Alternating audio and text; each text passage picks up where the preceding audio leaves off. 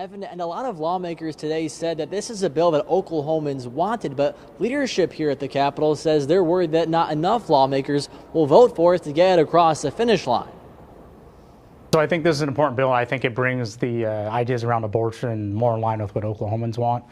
There are unfortunate circumstances where somebody might be a victim of a heinous crime and might have to have this option. So. That's State Rep Ryan Martinez reacting to the news that a bill that looked to allow for abortion in the cases of rape or incest would not be making it out of the Senate. He sponsored the bill along with Senator Julie Daniels. Because I think waiting another year or another session to do this is something that's going to be problematic. It affects real people.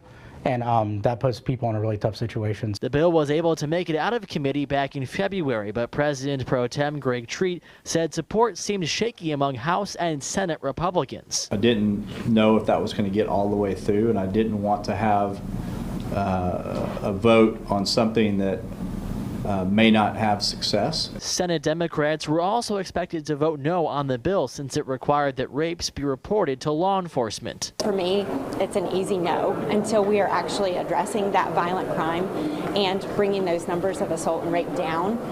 This is not a win. All that being said, the pro tem, who is very much against abortion in most cases, says he is still open to supporting it if they can find support later on or next year. But you would vote for an exception bill? Yes, because I think that although it's not something that I would be extremely excited about, I would know that it would protect our ability to protect unborn life to a much greater level if a state question were to come forward. Now, while the deadline for this bill to be off the Senate floor was the end of today, there are other ways we could still hear it this session. For example, there could be a substitute, or the House Speaker or the President Pro Tem could file their own bills. They don't have the same deadlines that other lawmakers do here at the Capitol. So this bill is not dead. Rather, it's stalled until more support can be drummed up.